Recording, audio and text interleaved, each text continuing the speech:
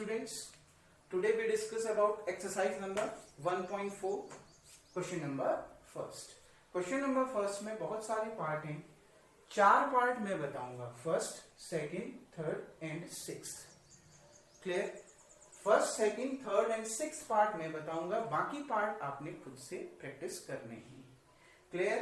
अब देखिए, इसमें आपने क्या करना है, without actually performing long division, long division का प्रयोग किए बिना, मतलब डिवीजन वाली मेथड का यूज नहीं करना है। Without actually performing long division, the decimal, the whether check it, यानी आपने चेक करना है the given rational number is what, terminating decimal expansion और नॉन टर्मिनेटिंग डेसिमल एक्सपेंशन। आपने बिना किसके, बिना लॉन्ग डिवीजन का यूज करते हुए चेक करना है कि ये जो दिए गए रेशनल नंबर हैं वो टर्मिनेटिंग डेसिमल एक्सपेंशन है या फिर नॉन टर्मिनेटिंग डेसिमल एक्सपेंशन है, non terminating repeating decimal expansion है, क्योंकि ये सभी क्या है, रेशनल नंबर है, तो non terminating repeating rational number है। आपने ये चेक करना है, बहुत इजी। जिसका डिनोमिनेटर का प्राइम फैक्टर करने पर, डिनोमिनेटर वाले पार्ट का प्राइम फैक्टराइजेशन करने पर क्या आ जाए, या तो वो उसके प्राइम फैक्टर 2 के फॉर्म, 2 की पावर के फॉर्म में आए, या केवल 5 के पावर के फॉर्म में आए, या फिर 2 की पावर m इंटू 5 की पावर n के फॉर्म में यदि आते हैं, तो दिया गया रेशनल नंबर कैसा होगा, टर्मिनेटिंग डेसिमल एक्सपेंशन होगा। क्लियर हो गया? तो देखिए, the denominator, that implies that denominator, denominator को देखते हैं, ठीक। और पहले आपका शर्त क्या था, पहले ये है कि ये चेक कर लेना p और q कैसा नंबर होना चाहिए, p upon q, p and q कैसा होना चाहिए, को प्राइम होना चाहिए। बिल्कुल ये को प्राइम होगा। क्लियर है? 13 आप 3,1,2,5 से डिवाइड नहीं कर सकते, दोनों में जो कॉमन फैक्टर आएगा वो 1 आएगा। डिनोमिनेटर q इक्वल्स टू कितना होगा, 3,1,2,5। अब इसका प्राइम फैक्टर करते हैं। Prime factor of q is q equals to, देखिए बच्चों, 5 से डिवाइड होता है, 5 6 जा 30, 1 और 2, 5 2 जा 10, 2 और 5, 5 5 जा 25, 625 आ गया 5 से डिवाइड करने में। 625 दोबारा होता है, आप एलसीएम मेथड से भी निकाल सकते हैं। ये देखिए 3 1 2 5, 5 6 जा 30, 5 2 जा 10, 5 5 जा 25, अगेन 5 1 जा 5, 5 2 जा 10, 5 5 जा 25, अगेन 5 20, 5 जा 5, 5 जा और 5 1 जा 5। ये आपने निकाल दिया। मतलब आप क्या लिख सकते हो, prime factor of Q 5 into 5 into 5 into 5 into 5। कितने बार 5 हैं आपके, यहां पर आपके 5 बार 5 हैं। क्लियर? यानी आप क्या लिख सकते हो उसको, 5 की पावर 5। क्लियर? तो अब क्या पता चल गया, the prime factor of q is in the form of 2 की पावर m इंटू 5 की पावर n। है कि नहीं है उस फॉर्म में, जहां m इक्वल्स टू क्या है, 0 और n इक्वल्स टू कितना है, 5। देखो, denominator is in the form of 2 की पावर m इंटू 5 की power n, where m equals to, क्योंकि 2 की पावर है ही नहीं, जब है ही नहीं 2 की पावर, तो 2 की पावर कितना है, 0 है, तो 2 की पावर में m है, तो m की वैल्यू क्या आ गई, 0, एंड n की वैल्यू क्या आ गई आपकी, 5। तो क्या कह सकते हैं, denominator is in the form of 2 की पावर m इंटू 5 की पावर n। मैंने आपको बताया था, रेशनल नंबर का डिनोमिनेटर पार्ट जब केवल 5 की पावर में हो तो भी वो टर्मिनेटिंग होता है, केवल 2 की पावर में हो तो भी टर्मिनेटिंग होता है, 2 की पावर m इंटू 5 की पावर n के फॉर्म में हो तो भी वो टर्मिनेटिंग होता है। इसमें केवल 5 की पावर में है तो भी ये टर्मिनेट है। अगर मैं इसको एक जनरल फॉर्मूले से देखूं, तो मैंने बोला था m और n नॉन नेगेटिव होने चाहिए, 0 हो सकता है, 0 से बड़े होंगे लेकिन 0 से छोटे नहीं हो सकते। तो हमें मिल गया m equals to 0, n equals to 5। तो देखो, denominator is in the form of 2 की पावर m इंटू 5 की power m, where m equals to 0, n equals to 5 by decimal expansion theorem, by decimal expansion theorem, तो decimal expansion theorem से ये जो given rational number है वो कैसा number है, टर्मिनेटिंग डेसिमल एक्सपेंशन है। By decimal expansion theorem 13/3125 is terminating decimal expansion, hope so ये क्वेश्चन आपका क्लियर हो गया होगा। देखिए क्वेश्चन में कोई ज्यादा दिक्कत नहीं है, तो क्वेश्चन आपको बहुत इजी से समझा दिया गया है, केवल आपने डिनोमिनेटर वाले पार्ट को देखना है और ध्यान ये रखना है P/Q कैसे होनी चाहिए, कोप्राइम होनी चाहिए, अगर नहीं है तो पहले कोप्राइम बनाओ।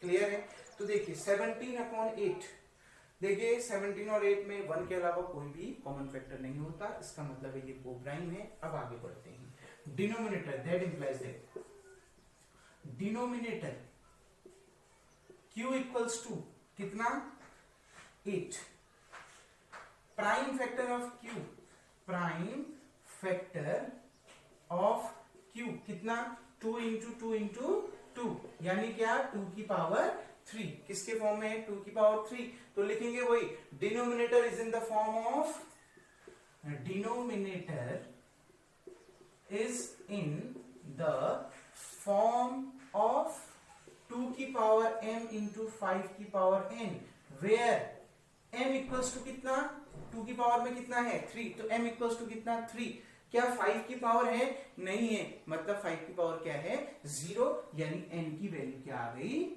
0 आ गई। क्लियर? तो देखिए ये भी 2 की पावर m इंटू 5 की पावर n के फॉर्म में है, तो दोबारा आप यही लिखेंगे by decimal expansion theorem 17/8 is terminating decimal expansion. तो इसका आंसर भी क्या आ गया, terminating decimal expansion. Hope so your doubt are clear. Now 16/455, 64/455, देखिए 64 और 455 डिवाइड नहीं होते, 1 के अलावा इसमें कुछ भी कॉमन नहीं आएगा, आप कर सकते हैं।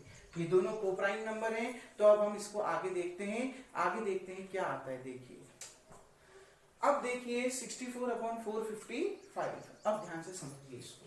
देखिए बच्चों, denominator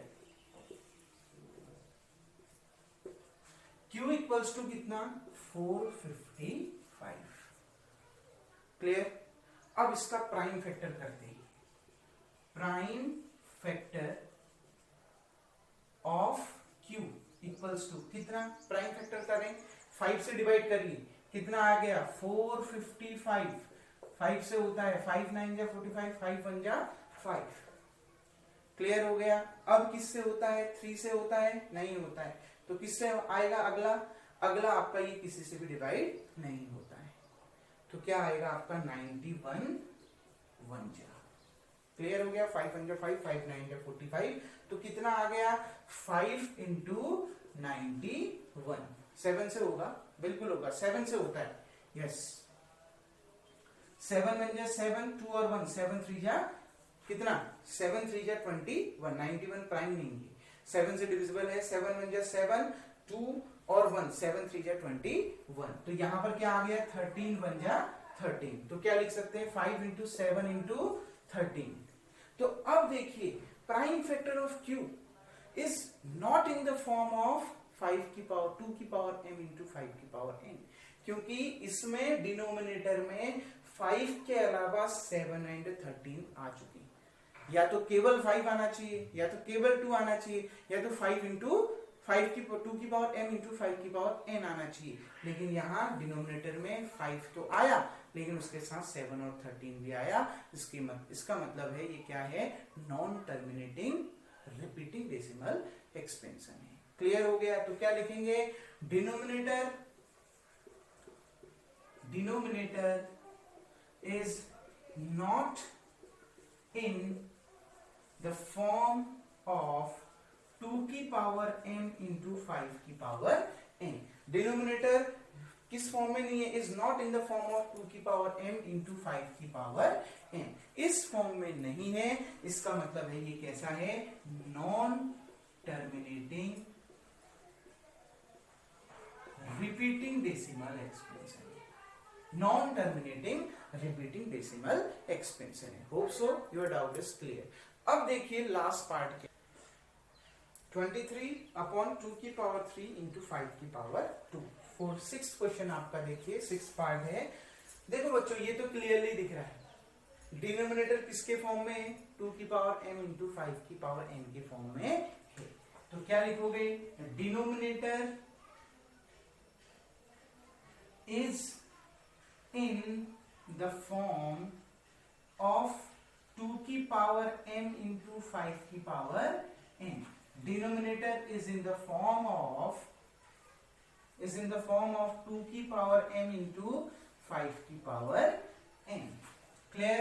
is in the form of 2 की पावर m into 5 की power n where m equals to कितना, m equals to कितना 3 और n equals to कितना 2। 2 की पावर में कितना है 3 और 5 की पावर में कितना है 2। तो m equals to 3 and n equals to 2। Clear? इसका मतलब है ये कैसा है, terminating decimal expansion, terminating decimal expansion.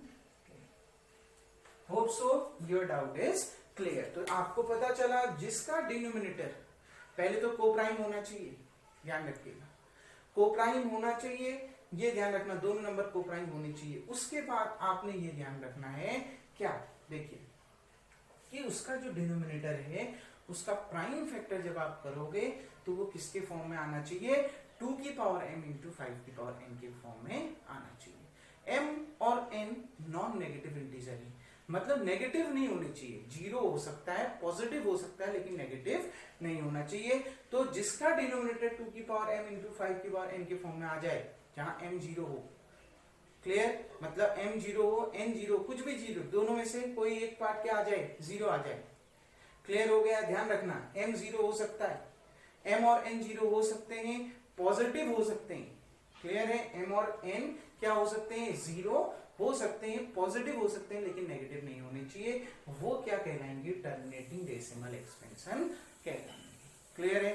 वो टर्मिनेटिंग डेसिमल एक्सपेंशन कहलाएंगे। और जिसमें जैसे इसमें देखिए 5 तो आया है, लेकिन जो बाकी है डिनोमिनेटर में 7 और 13 आ रहा है, या तो केवल 5 आना चाहिए, या तो केवल 2 आना चाहिए, या तो 2 और 2 इंटू 5 के फॉर्म में आना चाहिए।